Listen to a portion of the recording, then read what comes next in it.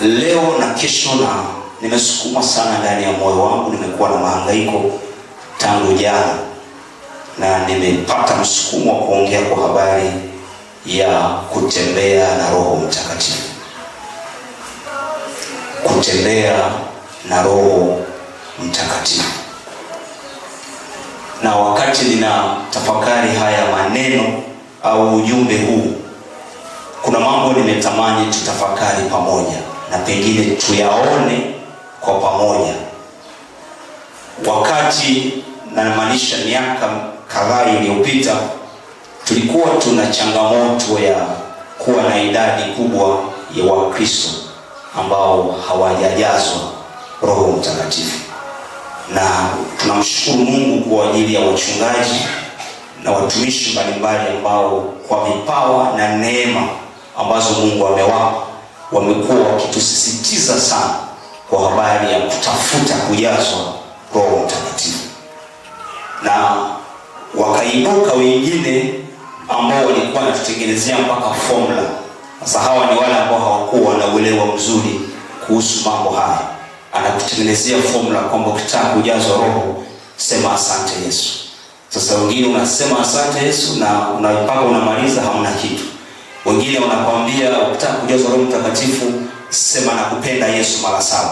Kwa hiyo tumekuwa na mambo mbalimbali, lakini pia wengine wakajikuta wanakutana na vitisho kwamba kama hujajazwa Roho, yani taonana na wewe uso kwa uso. Sasa mshirika anaona kuliko nipambane na masihi wa Mungu, bora ni switch juu kwa juu. Kwa hiyo mnakutana kwenye ibada, unamwambia nena, anajaribu kukopi jirani yake.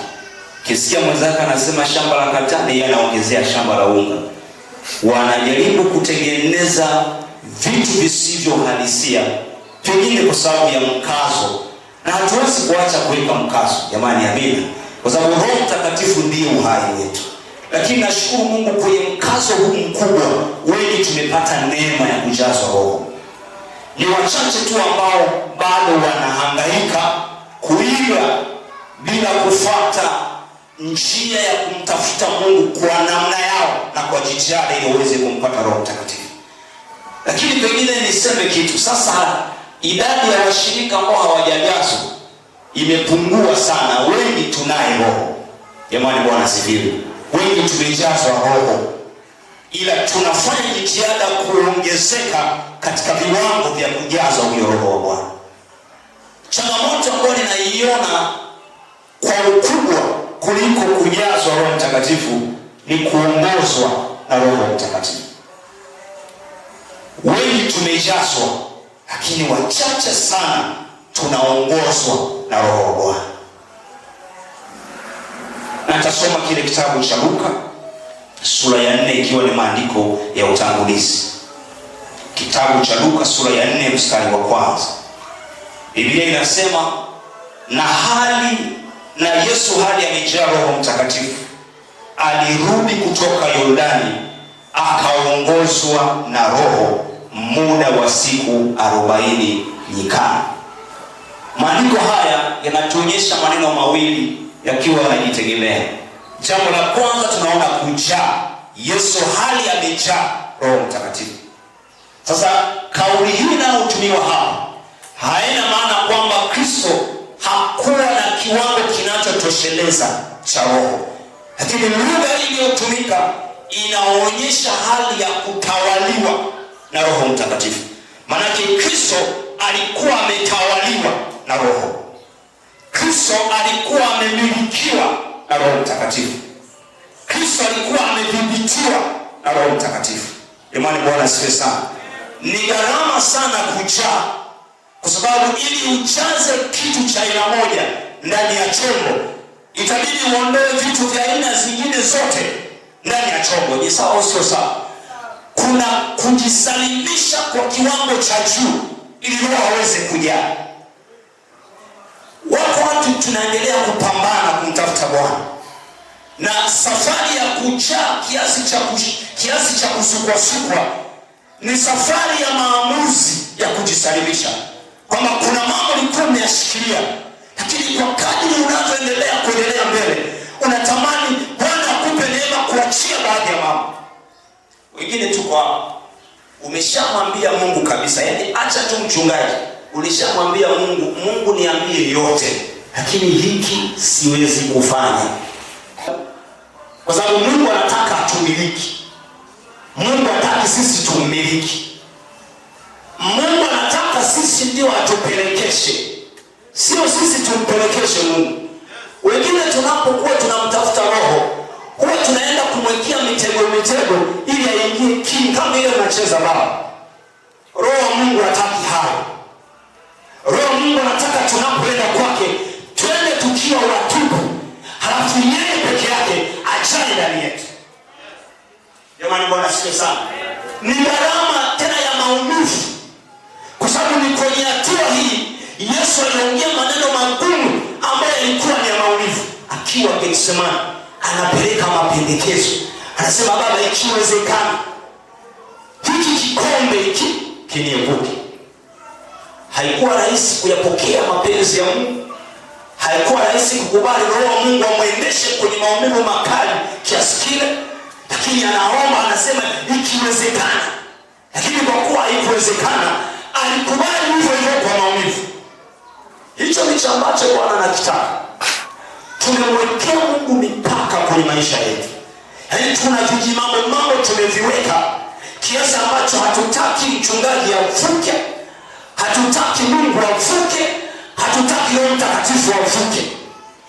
Na ndio maana hatujajaa kwenye kile kiwango cha kufurika. Wakati natafakari ya maneno, niliyaona na nirudia mwenyewe. Na niliyaona ni kama maonyo binafsi. Na niwaambie, mkiukataa ujumbe huu utauchukua na ondoka nao. Jamani, Mungu atusaidie sana. Roho Mtakatifu alikuwa amejaa kwa Kristo. Na maandiko yanamtaja Kristo akiwa amejaa Roho Mtakatifu. Maana ukitafuta kitu kingine ndani ya moyo wake ukipati, ile utampata Roho Mtakatifu. Jamani, Mungu atusaidie sana. Ni muhimu kupambana tuweze kukua kwenye viwango vya kujaa Roho Mtakatifu, viwango vya kumilikiwa. Wakati mwingine huwa tunapoenda hata kuomba na kukumbusha tu, pengine huwa haufanyi hivyo, lakini mimi nakuonyesha matatizo yangu kabla sijaelewa huu ujumbe. Wakati mwingine unaenda mbele ya Mungu, unampelekea mipango yako, unampelekea mambo ambayo unayataka wewe akufanyie. Ni kama unaenda kumpanga Mwenyezi Mungu. Mungu akubariki sana. Yesu alijaribu kumpanga Mungu, akakataa kupangika. Anamwambia, ikiwezekana naomba hiki kikombe kiniepuke. Mungu akasema, singiki, mapenzi yangu lazima uende msalabani na hakuna vinginevyo. Wengine huwa tunaenda kwa Mungu, umeandaa hoja na una maandiko, leteni hoja zenu zenye nguvu. Mungu anasema, karibu mwanangu. Hoja ya kwanza, Baba, umesema watoto wangu watafundishwa na wewe. Angalia Bwana, watoto wangu sasa kuna changamoto za shule. Naomba Mungu nisaidie kwenye issue ya elimu, wasaidie wasonge mbele. Unampanga, Mungu anakusikiliza. Unampanga, Mungu anakusikiliza. Unaongea na mengine ya kwako, Mungu anakusikiliza. Sasa unajua raha ya mahusiano ni uongee na unayeongea naye aongee. Ngoma inakuja yeye akianza kuongea, unamgomea karibu yote anayoongea. Pengine unamaliza kuko kwenye hali ya kwamba unajimimina, anakuambia kale ka kiwanja nataka unitolee ili tuende tukaizeke kanisa. Ya Mungu hapana, Mungu hapana. Lakini wewe umeongea, umesikilizwa, lakini yeye hutaki kumsikiliza. Hii yote ni ile hali ya kujihisi kama vile hauna haja ya kumilikiwa na unataka kujimiliki mwenyewe. Hapo tunakwama. Maandiko yanamtaja Yesu kwa sifa ya kujazwa na kuongozwa. Sasa wakati natosoma neno hili kuongozwa, kuongozwa ni kuendeshwa. Wangapi ni madereva? Ukishika chombo, ukishika gari, vile unavyoiendesha, unaipeleka unavyotaka. Hiyo ndio lugha iliyotumika hapa kwenye kuongozwa. Tunapozungumza kwa habari ya kutembea na Roho, sio unatembea ukitegemea utampanga kwa mambo yako na mipango yako. Ni unatembea naye ukiwa unasikiza anachotaka, hicho ndicho ufanye. Leo hii tumekuwa na changamoto, na wakati mwingine tunawapa shida Wakristo wachanga kung'amua aliyeokoka na ambaye hajaokoka wanapoona uchanga wetu wa kiroho. Jamani, Bwana asifiwe sana. Mtu mmoja aliniuliza swali, akaniambia, mchungaji, mimi huwa nina hasira sana, na wakati mwingine mtu akinisemesha vibaya huwa nashinda kujizuia, kwa hiyo najikuta nimeshamjibu vibaya. Sasa nashinda kuelewa nimeokoka au sijaokoka.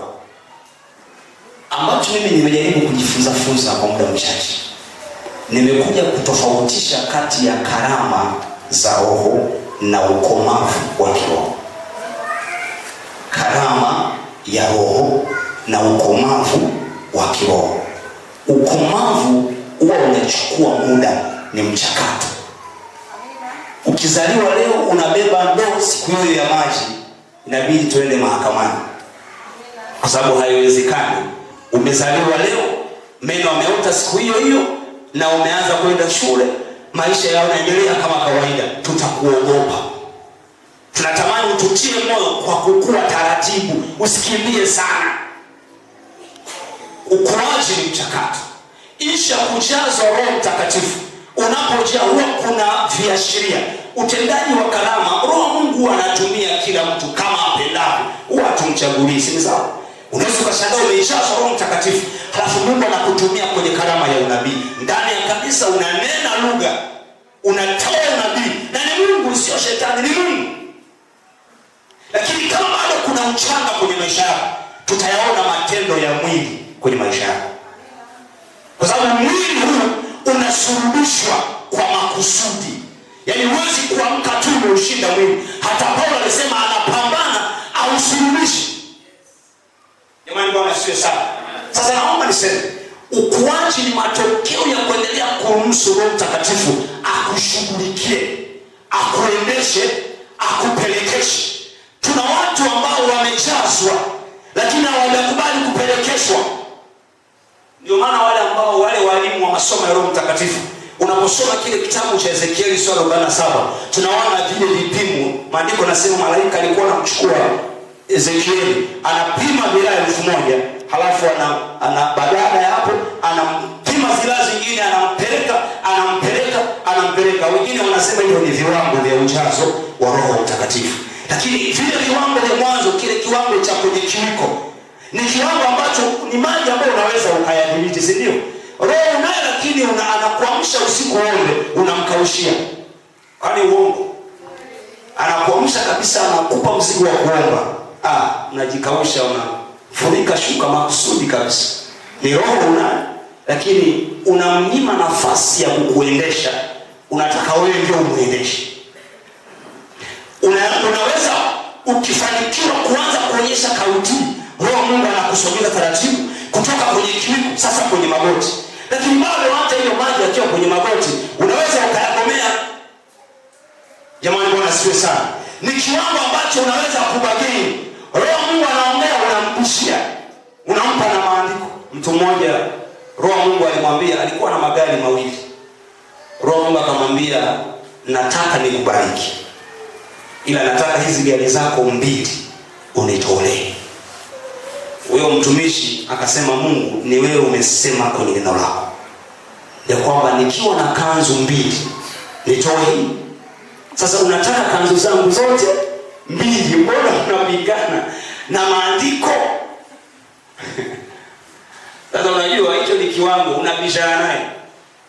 Unataka kujaribu kumshawishi akubaliane na ya kwako.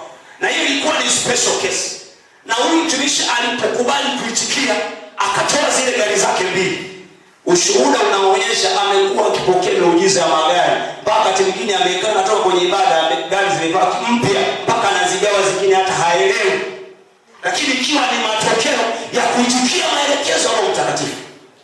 Tunamzuia sana, ndio maana tunakwama sana. Tumemwekea mipaka sana, na ndio maana na yeye kuna maeneo ametuwekea mipaka tusipite. Kwa sababu unachopanda ndicho unavuna. Bwana asifiwe sana. Ukimzuia, na yeye kuna mahali atakuzuia usipite. Lakini akiona umefungua mipaka, umempa nafasi akutawale, akuendeshe, akumiliki, na yeye kuna mahali atakupeleka. Jamani, Bwana asifiwe sana. Leo mimi natamani baadaye kwenye maombi tusiombe vitu vingi, tufungue mipaka tuliyokuwa tumeiweka. Mimi sijajua ni mipaka ipi umemwekea Mungu. Pengine amekuwa na kusemesha kuna hela ipo nyumbani kwako na kuna kazi inaendelea kanisani, amekuwa na kusukuma kufanya, umegoma. Sasa mimi ninaomba niseme kitu hiki, kabla hujakosa vyote bora tu uzitoe, kwa sababu panya ni viumbe wa Mwenyezi Mungu. Au ninyi mnasemaje? Wanaweza wakaenda wakala zile noti, ukajikuta hizo noti zenyewe umezikosa, halafu ushatengeneza ugomvi na Mungu. Yote hao ya nini? Jamani, Bwana asifiwe sana. Wangapi tunaelewana? Ni muhimu sana kuwa na Roho Mtakatifu na kumruhusu atuendeshe. Sababu ya kwanza natamani nitaje kwa nini muhimu tumpe nafasi Roho Mtakatifu. Kwa sababu tunapoongea kwa habari ya kutembea na Roho Mtakatifu, lazima vitu hivi viwili viwe kwenye nafasi yake. Uwe umejaa, lakini pia umkubalia kuendeshe. Jamani, haleluya. Safari ya kutembea na Roho Mtakatifu sio safari ya wewe kuwa una bageni na Mungu, unajaribu kumshawishi kwa mawazo yako. Hapana, ni safari ya kusikiza anataka nini, hicho ndicho unafanya. Sasa naomba nikwambie sababu ya kwanza kwa nini ni muhimu kutembea na Roho Mtakatifu. Ni kwa sababu Roho Mtakatifu ndiye ambaye anatuandaa kwa ajili ya hatima ambazo Mungu ameziweka mbele yetu. Roho Mtakatifu ndiye ambaye anatuandaa kwa ajili ya hatima ambazo Mungu ameziweka mbele yetu. Ziko hatima za namna mbalimbali. Kuna hatima kwenye huduma, kuna hatima kwenye ndoa, kuna hatima kwenye uchumi, na hatima zingine zote kwenye elimu. Kuna hatima. Roho Mtakatifu ndiye ambaye anatuandaa. Kama huna Roho Mtakatifu, huna wa kukuandaa. Na usifanye mchezo kwenye ishu ya maandalizi. Ni muhimu mno. Wakati nasoma habari za Yesu, baadhi ya wanatheolojia walikuwa wanahoja Yesu alijiandaa kwa miaka 30 kwa huduma ya miaka 3. Alijiandaa kwa miaka 30 kwa huduma ya miaka 3. Mimi wanapenda hesabu. Wanatheolojia wanadai amejiandaa Kristo kwa miaka 30 kwa huduma ya miaka. Mimi nikatengeneza uwiano katika asilimia, nikakuta 90% ya maisha yake Bwana Yesu ilikuwa ni maandalizi. Halafu 10% tu ndio ilikuwa kazi. Sasa sisi tunaambiwa kwamba kinacholeta matokeo ni kazi, na mimi nakukubalia, lakini kwa 10%. Bwana asifiwe sana. Kinacholeta matokeo sio tu kazi ambayo imetanguliwa na maandalizi. Narudia tena. Kuna watu huwa wanapambana na ni wazuri kwenye kazi, lakini sio wazuri kwenye maandalizi. Yesu alijiandaa kwa 90% kufanya kazi kwa 10% itakayompa matokeo ya 90%. Sasa unajua matokeo huwa yanatengenezwa na maandalizi. 10% za maandalizi ndizo 10% za matokeo. Yesu alipiga kazi kwa 10% tu, lakini 90% za maandalizi yake zilimbeba mpaka leo. Hakuna aliyepona athari za kazi ya Bwana Yesu. Kila mtu ana ushuhuda wake, kila mtu ana testimony pale Mungu alikutana na yeye, ikiwa ni matokeo ya kazi ambayo ilifanyika miaka 2000 iliyopita.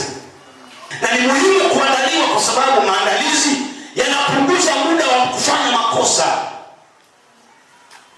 Mtu mmoja alisema, ukinipa kazi ya kukata mti, ukanipa masaa 6 nikate mti, masaa 4 nitayatumia kunoa shoka, halafu masaa 2 ndio nitayatumia kukata mti.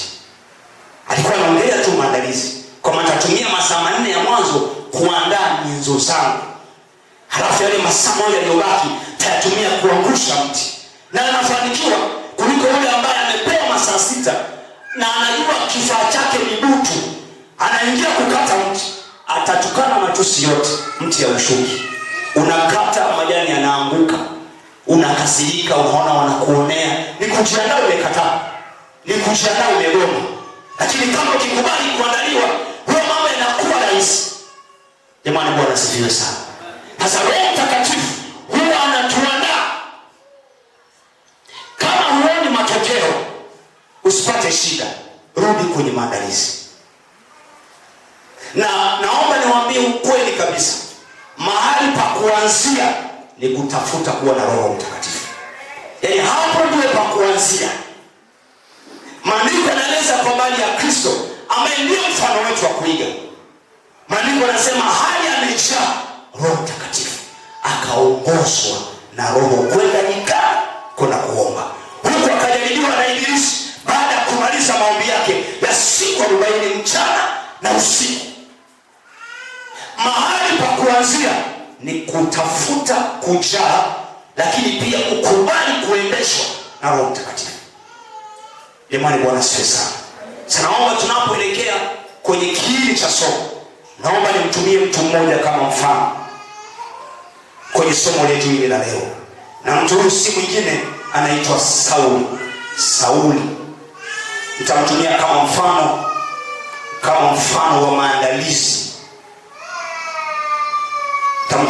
mfano wa maandalizi. Na nilivutiwa sana na namna ambavyo Roho Mtakatifu alimuandaa. Baada ya kuwa Mungu amempa kibali cha kuwa kiongozi wa kwanza, mfalme wa kwanza katika taifa la Israeli, alihitaji maandalizi. Na maandalizi yake nayaona yalipoanzia. Na natumia mfano huu ili tujue kabisa tuna mahali pa kuanzia. Jamani, Bwana Yesu asifiwe sana. Kitabu kile cha Samueli wa kwanza, sura ya 10 mstari wa 6. Baada ya andiko hilo nitasoma kitabu cha Luka sura ile ya 11. Nitaunganisha maandiko haya mawili kwa pamoja. Samueli wa kwanza sura ya 10 mstari wa 6, halafu kitabu cha Luka sura ya 11 nitasoma mstari wa 13. Nikianza na Samueli wa kwanza, maandiko nasema, na Roho ya Bwana itakujilia kwa nguvu, nawe utatabiri pamoja nao, nawe utageuzwa kuwa mtu mwingine. Jamani, Bwana asifiwe. Anasema na Roho ya Bwana itakujilia kwa nguvu, nawe utatabiri pamoja nao, nawe utageuzwa, utabadilishwa na kuwa mtu mwingine. Naomba tusome hilo Luka sura ya 11 mstari wa 13. Maandiko yanasema, basi ikiwa ninyi mlio waovu mnajua kuwapa watoto wenu vipawa vyema, je, Baba aliye mbinguni hatazidi sana kuwapa Roho Mtakatifu hao waombao? Takapokuwa endelea na ujumbe huu, nitakuwa nikichanganya Roho Mtakatifu na maombi ili baadaye tumalize na maombi. Jamani, Bwana asifiwe sana. Maandiko yanasema Sauli hapa alikuwa anaongea na Samueli. Anamwambia, sikiliza, umepata kibali kwa Bwana. Umechaguliwa kushika nafasi ya kifalme kwa taifa la Bwana. Wewe ndiye mfalme wa kwanza. Lakini wakati anachaguliwa, naomba tukubaliane kwa maandiko haya. Maana kama Samueli anamwambia kuna Roho ya Bwana itakuja juu yako, halafu utageuzwa, maana yake kwa lugha nyingine alikuwa bado hajageuzwa. Alikuwa bado ana shida zake. Alikuwa bado ana mapungufu yake. Alikuwa bado ana maeneo ambayo Roho wa Mungu ilibidi ayafanyie kazi kwanza kabla hajaingia kwenye nafasi ya kifalme. Anaomba niwaambie ndugu zangu, Mungu anaweza akakuita ukiwa haujaandaliwa, lakini hawezi kukutumia kama haujaandaliwa.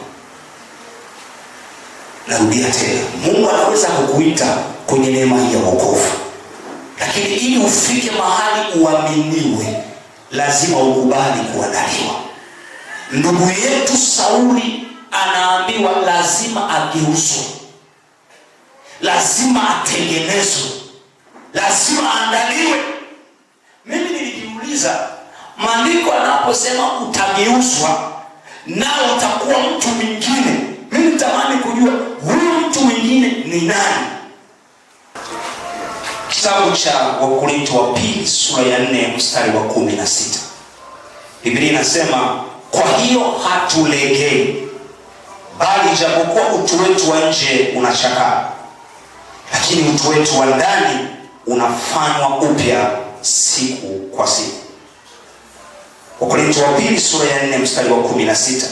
Kwa hiyo hatulegei, bali japokuwa utu wetu wa nje unachakaa, lakini utu wetu wa ndani unafanywa upya siku kwa siku. Naomba tuunganishe na Petro wa kwanza sura ya 3 mstari wa 3 mpaka wa 4. Petro wa kwanza sura ya 3 mstari wa 3 mpaka wa 4. Maandiko nasema, kujipamba kwenu kusiwe kujipamba kwa nje, yaani kusuka nywele na kujitia dhahabu na kuvalia mavazi, bali kuwe utu wa moyoni. Mwambie mwenzangu, utu wa moyoni usioonekana katika mapambo yasiyoharibika. Sasa naomba mimi nisiendelee sana huko. Yako maandiko mengine mengi yanayozungumza kwa habari ya utu wa ndani, na maandiko pia, nashukuru andiko la kwanza limeanza kutaja utu wa nje, halafu likataja utu wa ndani. Utu wa nje ikiwa na maana ya mwili. Mwili unachakaa, mwili unachoka, mwili unazeeka, lakini maandiko yanasema kuna utu wa ndani. Baada ya Sauli ambaye ni mfalme aliyekuwa anaandaliwa kuambiwa kwamba atageuzwa kuwa mtu mwingine, baada ya kujazwa Roho Mtakatifu, aliyekuwa anazungumzwa hapa alikuwa ni mtu wa ndani, sio mtu wa nje, ikiwa ina maana ya moyo wake. Jamani, Bwana asifiwe sana. Biblia imetumia neno utu wa moyoni. Kwa hapa alikuwa na maandiko anaposema utageuzwa na kuwa mtu mwingine. Sauli hakuwa na mabadiliko ya kimwili baada ya kujaa Roho, kwa maana labda alikuwa mnene au alikuwa mwembamba baada ya kujazwa, lakini maandiko yanaonyesha kuna badiliko la ndani ambalo lilifanyika baada ya kujazwa Roho Mtakatifu. Jamani, Bwana asifiwe sana. Maandiko yanaposema utageuzwa na kuwa mtu mwingine, kinacholengwa hapa ni moyo wako, ule utu wako wa ndani. Na naomba niseme kitu, kuna andiko hapa, yaani kama kuna zawadi ya kwanza ambayo Mungu anaitaka, naomba niwaeleze tu, ni moyo wako. Jamani, Bwana asifiwe sana. Tena maandiko yanasema anautaka kiasi cha kukuomba. Naomba tusome andiko hapa, kitabu kile cha Mithali sura 23 mstari wa 26. Maandiko yanasema, mwanangu nipe moyo wako. Mwanangu nipe nini? Moyo wako. Yaani kama kuna kitu cha thamani ambacho unaweza ukampa Mungu, ni moyo wako, kwa sababu kutokea hapo atabadilisha maisha yako. Kutokea hapo atakukuza. Jamani, Bwana asifiwe. Sasa naomba nijaribu kuvunja vipande, kwa sababu mtu mwingine ukimwambia moyo anajua ni ule moyo wa kibiolojia unaosukuma damu, lakini nimekuja kuona utu wa ndani unaosema hapa si tu ule moyo wa kibiolojia. Huu ni ule utu wa ndani ambao unakupa connection na Mungu. Maandiko mengine yanatumia moyo, lakini kimsingi akiwa yanaongea kwa habari ya roho. Jamani, Bwana asifiwe sana. Lakini naomba nikutie tu moyo, na natamani pengine tudadavue ili andiko taratibu, halafu tumalize na kuomba. Kwenye moyo wako kuna vitu kama 7 hivi, sababu nataka tujivunje ili andiko, halafu tumalize. Maandiko yanaposema utageuzwa na kuwa mtu mwingine, tusiishie tu kusema ni moyo wako utageuzwa, lakini kwenye moyo kuna vinini ambavyo Mungu anavitafuta, ambavyo anajua kama akivipindua atakuwa amekuweza. Ni vitu gani hivi? Jambo la kwanza, kwenye moyo wa mtu kuna utashi. Utashi, ile hali ya kuamua nini unataka na nini hutaki, hali ya kutaka kitu. kwenye moyo. Na Samueli alikuwa amemaanisha, anaambia Sauli, hapa moyo wako lazima ushughulikiwe, utashi wako lazima ni ushughulikie, lazima ni uchakate. Kabla sijakuachia nafasi ya kuwatawala watu wangu, lazima ni umiliki utashi wako. Kabla sijakupa nafasi ya kuwamiliki watu wangu Israeli, lazima ni udhibiti utashi wako, hali yako ya kutaka, hali yako ya kuamua nini unataka na kitu gani hautaki. Jamani, Bwana asifiwe sana. Sasa naomba tuangalie maandiko hapo tunaposogea kitabu kile cha Mambo ya Nyakati wa Kwanza sura ya 16 mstari wa 11. Kwa sababu unaweza kusema sasa Mungu ana shida na utashi. Hivi iwe nini? Utashi unasaidia nini? Kama kuna kitu ni muhimu kwenye mambo ya kiroho ni utashi wa mtu. Na roho Mungu anapenda umemkubali, umeamua kumpa nafasi aanze kukuchakata. Moja ya maeneo anayafuata ni eneo lako la utashi. Tunaposema jamani, kuna matoleo, kuna sadaka, kuna kazi ya Mungu, mtu afanye lakini moyoni ameshasema sitaki, manake amegoma kuelekeza utashi wake katika haya anayoongea. Na kimsingi ni vigumu sana mtu kutafuta ambacho hakitaki. Watu wanatafuta fedha kwa sababu wanazitaka. Watu wanatafuta wenza wa maisha kwa sababu wanawataka.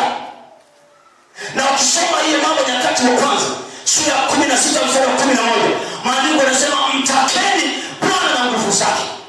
Inapofika kwenye issue ya kutaka mambo ya Mungu, lazima utashi wako uwe umeshughulikiwa. Jamani, Bwana asifiwe sana. Na ndio maana moja ya kiashiria cha mtu ambaye amemilikiwa na Roho Mtakatifu ni yule utashi wake katika mambo ya Mungu. Kama kuna mambo wewe unaweka mgomo, kuna mahali Roho wa Mungu hajapafikia bado, na pengine umemwekea uzio, umemwekea mpaka kwamba hapa Roho wa Mungu usipite. Mtakeni Bwana na nguvu zake. Halafu anasema utafuteni, maana huwezi kutafuta ambacho hutaki.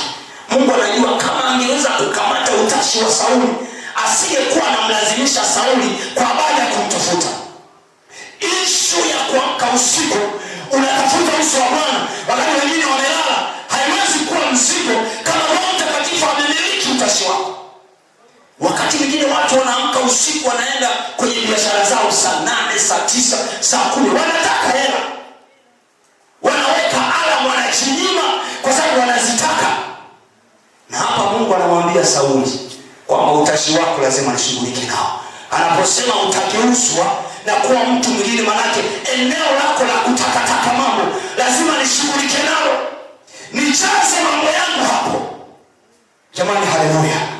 Wakati mwingine wachungaji wanatumia nguvu kubwa kutuita kwenye maombi ya kumtaka Bwana, kwa sababu mioyo yetu haijamilikiwa bado, haijamilikiwa na Roho Mtakatifu, haijadhibitiwa na Roho Mtakatifu. Jamani, Bwana asifiwe sana. Lakini pia utashi ni muhimu. Maandiko yanaeleza wazi kwenye kile kitabu cha Yohana sura ya 7 mstari wa 37. Maandiko yanatueleza, yanatupa tafsiri nyingine ya utashi. Utashi ni kiu au shauku kubwa juu ya jambo fulani. Unajua hakuna mtu mrahisi kumshawishi kwenye jambo fulani kama mtu ambaye anahisi analitaka hilo jambo. Jamani, Bwana asifiwe sana. Yaani hakuna mtu mrahisi kumchukua. Kwa mfano umkute mtu hana hela, halafu mshawishi kutafuta hela, wala hata upate shida, kwa sababu si hana na anazitaka.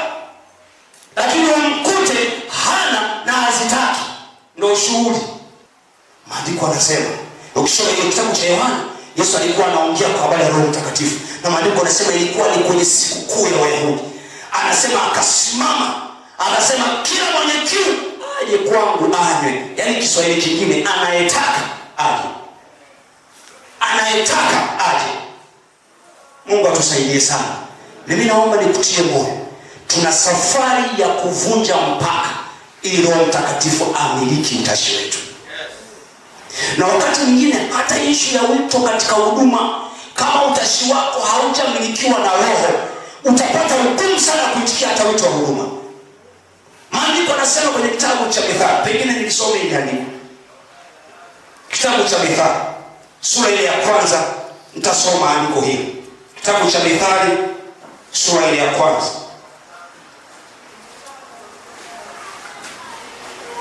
Sura ya kwanza mstari wa 24. Maandiko yanasema kwa kuwa nimeita, wewe ni Mungu anaongea. Kwa kuwa nimeita nanyi mkakataa. Sasa unajua uwezi ukakataa kitu ambacho unakitaka. Anasema kwa kuwa nimeita nanyi mkakataa. Anasema nikanyosha mkono wangu asiangalie mtu. Anasema nami nitacheka siku ya msiba wenu. Hata kuitikia wito wa huduma lazima utashi wako Roho Mtakatifu awe ameumiliki. Awe anaweza akakwambia fanya hivi, uwe unataka au hautaki. Lazima tufike hapo. Jamani, Bwana asifiwe sana. Lakini tafsiri nyingine ya utashi. Tafsiri nyingine ya utashi. Utashi ni utayari mkubwa juu ya jambo fulani. Utayari mkubwa juu ya jambo fulani. Unajua ukimkuta mtu ambaye ana shida na kitu fulani, hata upate shida, ukimwambia tu uko tayari, unahitaji kusumbuka, anamwambia niko tayari. Niko tayari. Kwa nini? Kwa sababu anaona hicho kitu anakitaka. Sawa, nisogee mbele kidogo.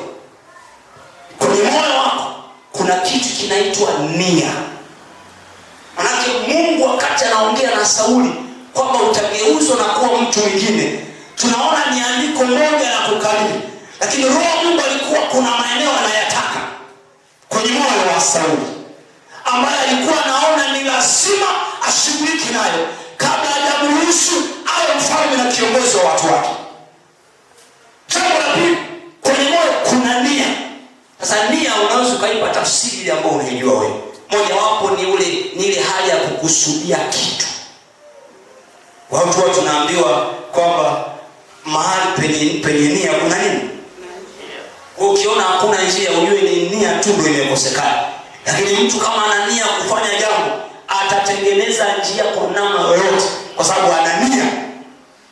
Sasa mimi nimetafuta tafsiri nyingine ya kwamba napozungumza kwa habari ya nia ni hali ya kukipambania kitu mpaka ukipate.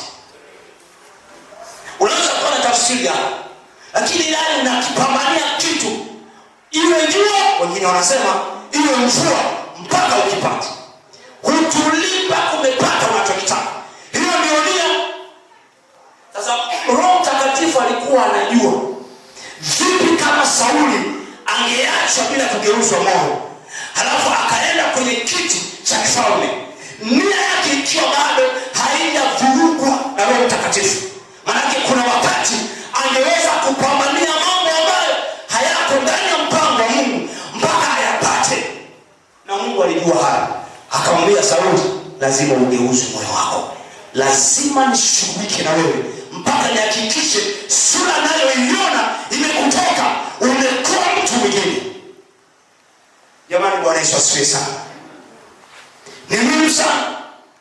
Na pengine nisogee mbele kidogo.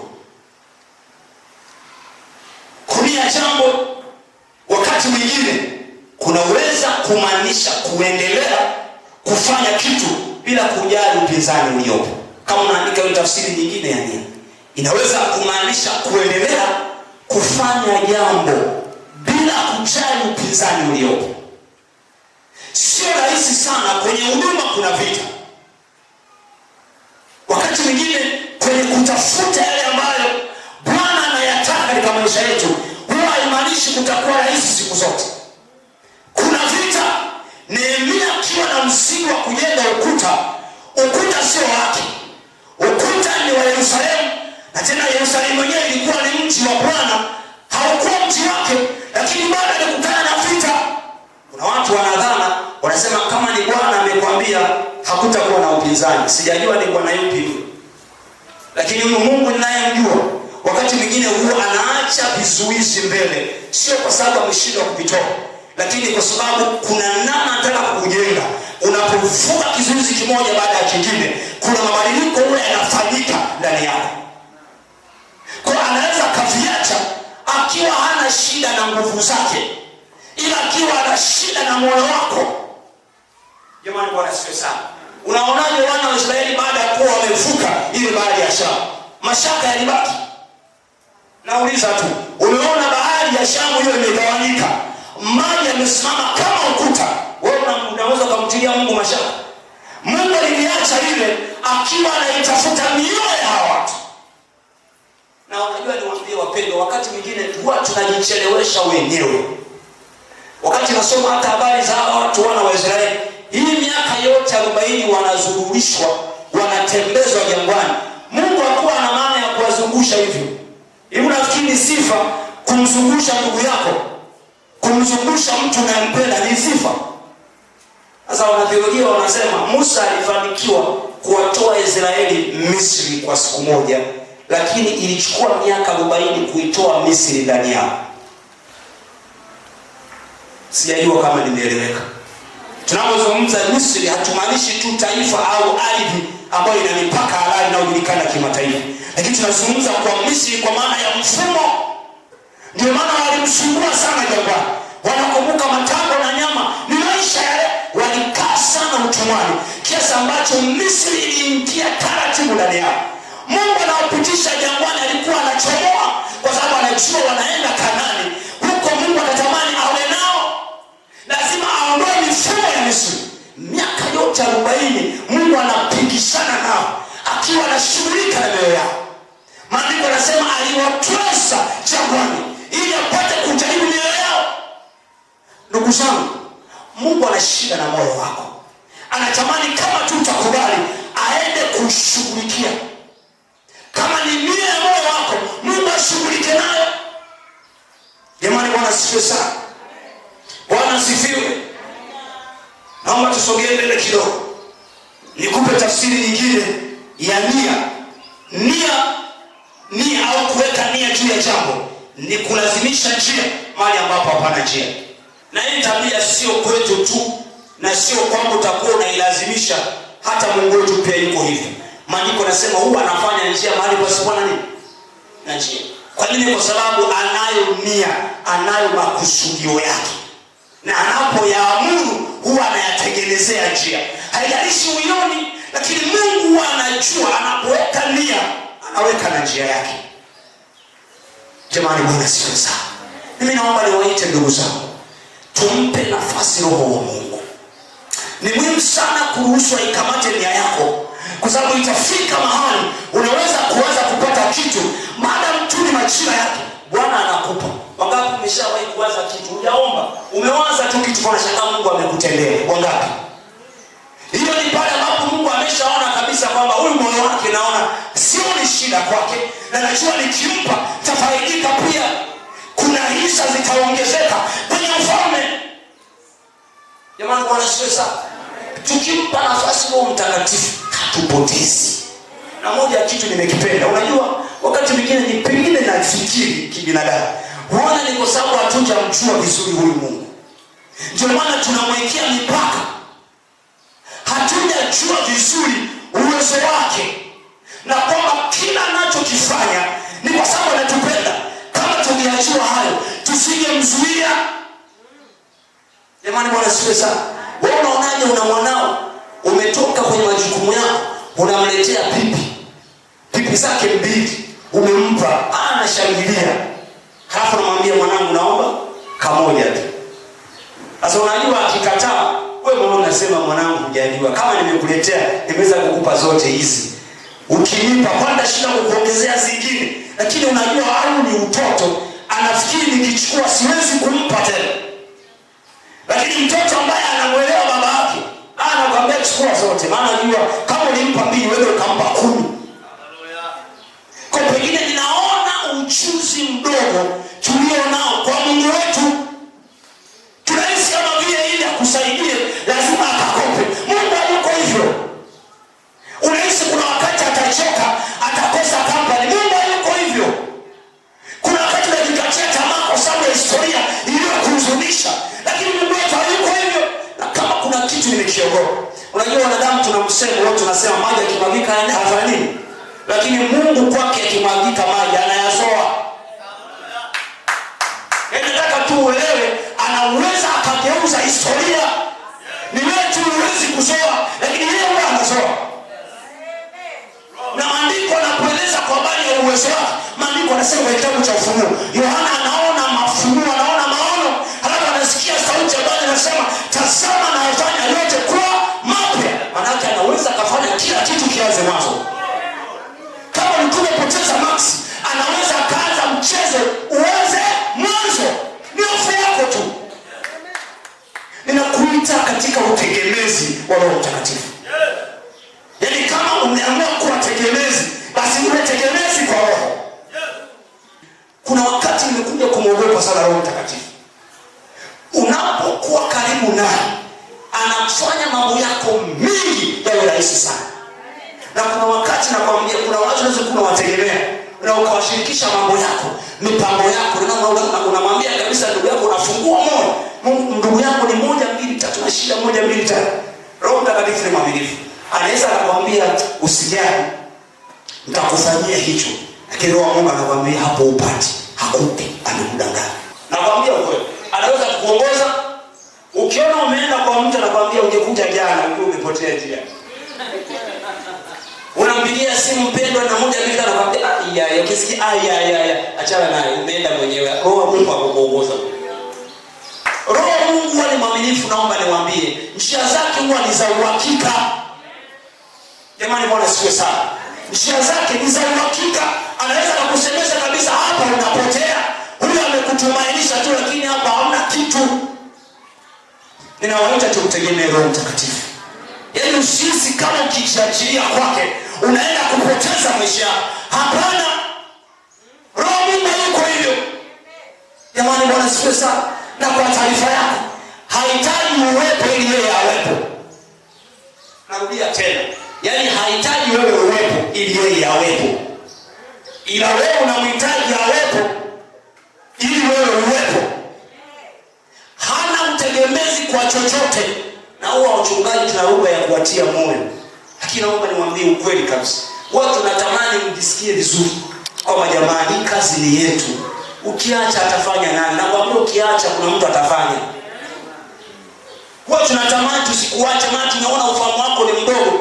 Tukuonyeshe kwamba basi ukiacha sasa itakuache, angalau basi ubarikiwe hata kwa kujumuisha huko. Lakini hata ukiacha, Mungu sio maskini. Hata ukiacha, Mungu sio maskini. Nampenda sana huyu Mungu. Naomba tumtegemee.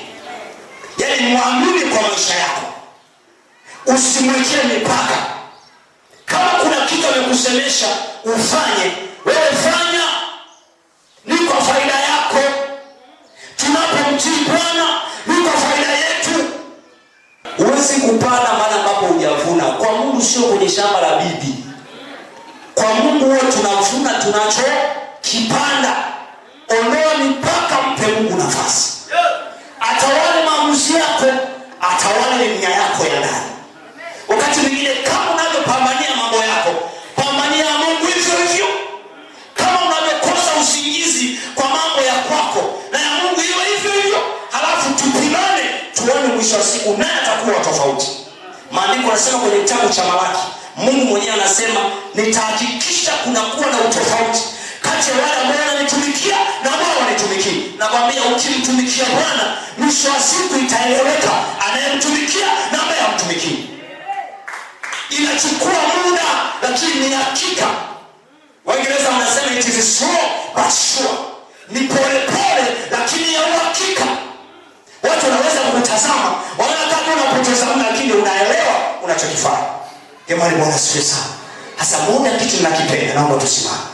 Kama kuna kitu nakipenda, ni ile andiko ambalo tulisoma la kitabu cha Luka, sura ya 11 mstari wa 13. Maandiko yanasema, ikiwa ninyi mlio waovu mnajua kuwapatia watoto wenu vipawa vilivyo vyema, je, si zaidi Baba yenu aliye mbinguni kwamba atawapatia Roho Mtakatifu wale wamwombao? Tunapokuwa kwenye maombi, Roho wa Mungu huwa anafungua taratibu maisha yetu. Roho Mungu anaanza kujipenyeza taratibu kwenye mioyo yetu, anaanza kubadili nia tulizo nazo, anaondoa nia ya mwili, anaweka nia ya Kristo, anaondoa nia ya kujipambania, anaweka nia ya kumtanguliza.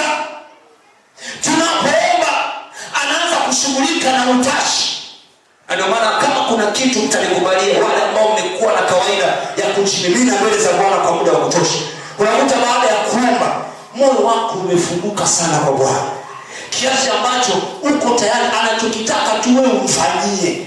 Yaani unakuwa na ile hali ya kutaka kwamba Mungu unachokitaka, kwa sababu anasema anachotaka na mimi nataka. Yaani unaamka nasema Mungu, yaani unachokitaka hicho hao ndio nataka yatimie. Jamani, Bwana asifiwe sana. Natamani tumuombe Bwana. Na kwenye maombi haya natamani tufanye vitu viwili. Jambo la kwanza ni kuomba rehema. Uombe rehema. Kama kuna mipaka ulimwekea Mungu na Mungu alielewa uliweka mipaka kwa sababu hujui tu uwezo wake. Mungu alijua umemzuilia 10,000 yako, hujajua dunia na vyote vijazavyo ni mali yake. Anaelewa umemzuilia mwana wako wa pekee, umemzuilia yale mambo ambayo unayaona ni ya thamani. Umesahau hata wewe mwenyewe ni mali yake. Yaani kama angekuwa anatoa marejesho, angekuwa anadaiwa, wewe naye ingekuwa ni rejesho, angekupeleka kwenye marejesho, kwa sababu anakumiliki. Kwa tunapomwekea Mungu mipaka, hatujamjua. Tumwambie Bwana, tuweka mipaka, tunafungua hiyo mipaka. Na kama kuna vimaneno uliviongea kama Mungu, yaani umeongeaga vyote tu, lakini hiki kitu nisiwezi kufanya, mwambie Mungu, nilitamka kwa ujinga tu, nilikuwa sikuelewi, nilikuwa sijui ninachokisema, naomba unirehemu. Naomba wimbo wa kuabudu hapo. Natamani kila mtu ujimimine mbele za Bwana tunapoimba wimbo huu. Natamani tutapata dakika 10 za kujimimina mbele za Bwana. Muda bado upo, usijali. Muda bado upo, ni mapema. Dakika 10 tu tutazitumia kwa ajili ya maombi. Halafu nitaacha nafasi kwa viongozi wetu.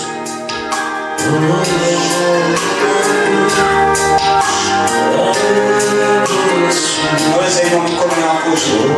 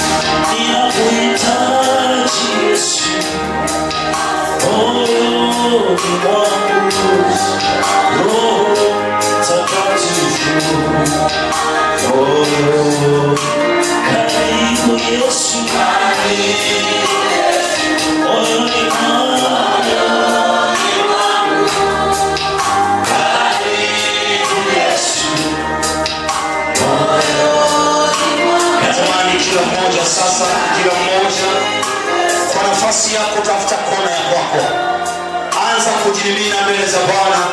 Natamani kwa sasa tuombe kwa habari ya toba. Mwambie Bwana, naomba unirehemu. Nilikuwekea mipaka kwa ujinga wangu, nilikuwekea mipaka kwa sababu ya kutokujua uwezo wako. Naomba unirehemu, naomba unisamehe. Mwambie Bwana akurehemu, mwambie Bwana akusamehe, mwambie Bwana akurehemu. Baba, tunaomba toba mchana wa leo. Baba, tunaomba toba mchana wa leo.